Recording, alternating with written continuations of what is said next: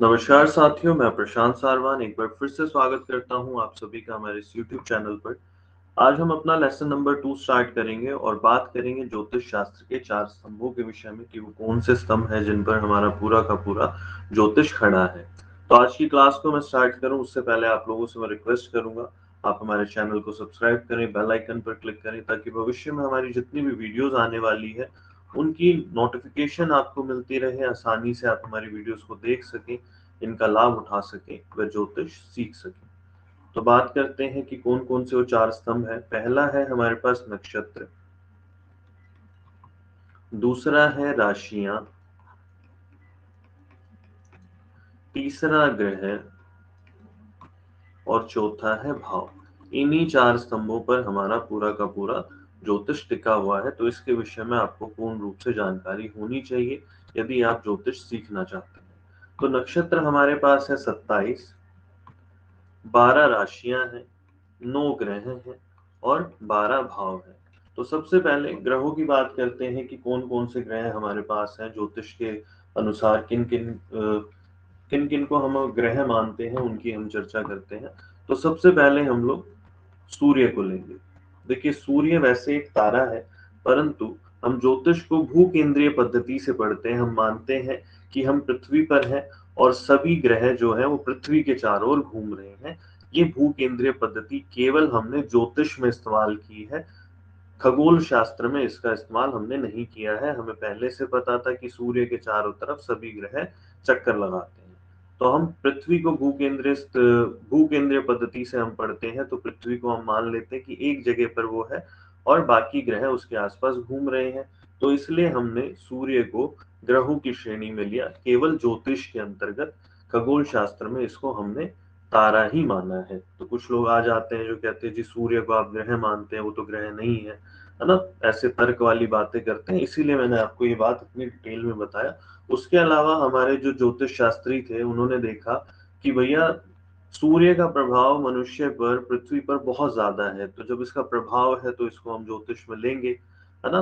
और इसके प्रभाव के विषय में बात करेंगे कि किस प्रकार के प्रभाव ये किसी व्यक्ति को दे रहा है। उसके बाद आते हैं बुध,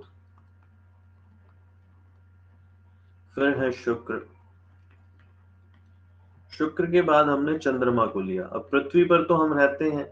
अब चंद्रमा वैसे तो एक उपग्रह है, परंतु पृथ्वी के चारों ओर घूमता है और पृथ्वी वासियों पर चंद्रमा का पूर्ण रूप से प्रभाव है।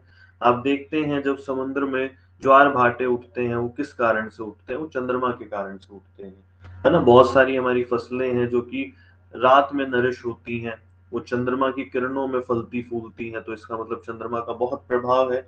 तो इसलिए चंद्रमा को ज्योतिष शास्त्र में ग्रहों की श्रेणी में लिया गया। उसके बाद आते हैं मंगल, फिर आते हैं गुरु, फिर आते हैं शनि। ये हमारे पास टोटल 7 ग्रह हो गए।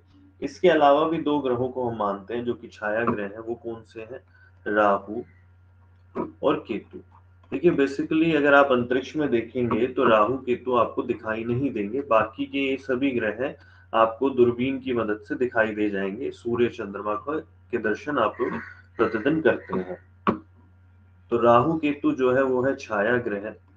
अब ये राहु केतु है क्या, इनको थोड़ा सा समझने की कोशिश करते हैं हम लोग। हमें पता होना चाहिए। देखिए, ये हमारे सूर्य देव हैं, ठीक है जी। अब सूर्य के चारों तरफ चक्कर कौन लगाता है? पृथ्वी, हमारी पृथ्वी माता सूर्य के चारों तरफ चक्कर लगाती है। और पृथ्वी के चारों तरफ चक्कर कौन लगाएगा? चंद्रमा। तो ये मान लेते हैं हम चंद्रमा है और ये पृथ्वी के चारों तरफ चक्कर लगा रहा है। अब होता क्या है, जो पृथ्वी की जो परिक्रमा का पथ है और जो चंद्रमा की परिक्रमा का जो पथ है, जहां पर ये कटान करते हैं, जहां पर ये एक दूसरे को पथ में काटते हैं, उसको हमने राहु केतु माना। जो हमारे पास साउथ पोल है, जो साउथ कटान बिंदु है, उसको हमने केतु माना। और जो हमारे पास नॉर्थ कटान बिंदु है उसको हमने राहु माना। तो ये हमारे 9 ग्रह हो गए जिनका हमारी मानव जाति पर, मानवों पर बहुत ज्यादा प्रभाव है, हमारी पृथ्वी पर बहुत ज्यादा इनका प्रभाव है। इसीलिए हमने ज्योतिष शास्त्र में इनको ग्रहों की श्रेणी में लिया, ठीक है जी। तर्क करने वाले बहुत आ जाएंगे कि सूर्य को ग्रह मानते हैं, सूर्य तो तारा है, राहु केतु तो दिखाई नहीं देते, आप उनको क्यों मानते हैं। तो उसी का जवाब मैंने आप लोगों को यहाँ पर दिया ताकि आप लोग भी बता सकें कि राहु केतु है क्या। आगे बढ़ते हैं। अब हम बात करते हैं राशियों की। हमारे पास कितनी राशियां हैं? हमारे पास 12 राशियां हैं। प्रत्येक राशियों के मैं नाम लिखूंगा और आप लोगों से अनुग्रह करूंगा कि आप एक एक कर कर इसको याद करते जाएं और नंबर वाइज याद करें। पहली राशि हमारे पास है मेष, दूसरी राशि है वृषभ, तीसरी राशि है मिथुन, चौथी राशि है कर्क, पांचवी राशि है सिंह, छठी राशि है कन्या, सातवीं राशि है तुला, आठवीं राशि है वृश्चिक, नवीं राशि है धनु, 10वीं राशि मकर, 11वीं राशि कुंभ व 12वीं राशि मीन। अब प्रत्येक राशियों के कोई ना कोई स्वामी ग्रह होते हैं। अब हम उनके विषय में बात करेंगे। तो देखिए, जो मेष राशि है उनके स्वामी ग्रह हैं मंगल, वृषभ राशि के स्वामी ग्रह हैं शुक्र, मिथुन राशि के स्वामी ग्रह हैं बुध, कर्क राशि के स्वामी ग्रह हैं चंद्रमा, सिंह राशि के स्वामी ग्रह हैं सूर्य, कन्या राशि के स्वामी ग्रह फिर से बुध। सूर्य व चंद्रमा के अलावा सभी ग्रहों को दो दो राशियों का स्वामित्व प्राप्त है। राहु केतु को किसी भी राशि का स्वामित्व प्राप्त नहीं है क्योंकि वो छाया ग्रह है। तुला राशि के स्वामी शुक्र, वृश्चिक राशि के स्वामी मंगल, धनु राशि के स्वामी गुरु, मकर राशि के स्वामी शनि, कुंभ राशि के स्वामी भी शनि और मीन राशि के स्वामी गुरु।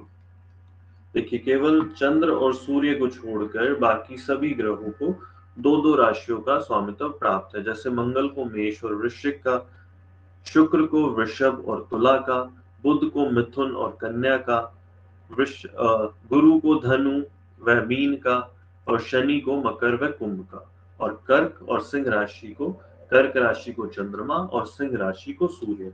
तो ये हमारे पास हमारी 12 राशियां हो गई। अब जो प्रत्येक राशियां हैं वो कितने डिग्री की होती हैं? प्रत्येक राशियों की जो डिग्री है वो 30 डिग्री है। अब ये है क्या? अब ये भी थोड़ा सा आपको समझने की आवश्यकता है। देखिए, मैंने आपको यहाँ बताया कि 4 स्तंभ है हमारे पास नक्षत्र। पहला नक्षत्र, ठीक है जी, जो कि 27 नक्षत्र होते हैं। अब ये नक्षत्र क्या है? आप पृथ्वी से जब आकाश में देखेंगे तो आपको कुछ तारे दिखाई देंगे, ठीक है जी। अब इन तारों के समूह को ही नक्षत्र कहा जाता है। आप कहीं पर भी हैं पृथ्वी पर, आप आसमान की तरफ देखते हैं तो आपको रात के समय में तारे दिखाई देंगे। अब इसको आसान करने के लिए हमारे ज्योतिष शास्त्रियों ने, जो हमारे ऋषि मुनि थे, जो हमारे आप एक तरीके से रिसर्चर कह सकते हैं, उन्होंने इनको 27 भागों में बांट दिया। कुछ तारों के समूह को उन्होंने नक्षत्र कहा, ठीक है जी। प्रत्येक नक्षत्र में 4 चरण होते हैं, वो सब चीजें मैं आपको बताऊंगा। और इनको उन्होंने 12 भागों में बांट दिया, तो उससे ये 12 राशियां बनी। और प्रत्येक राशि 30 डिग्री की बनी। कैसे? क्योंकि जो ब्रह्मांड है हमारा वो 360 डिग्री का, अगर आप इसको डिवाइड करते हैं 12 से तो कितना आएगा? 30 डिग्री। तो प्रत्येक राशियों को जो एरिया मिला वो 30 डिग्री तक का एरिया मिला। मान लेते हैं हम आकाश की तरफ देखते हैं और इसको 12 भागों में बांट देते हैं।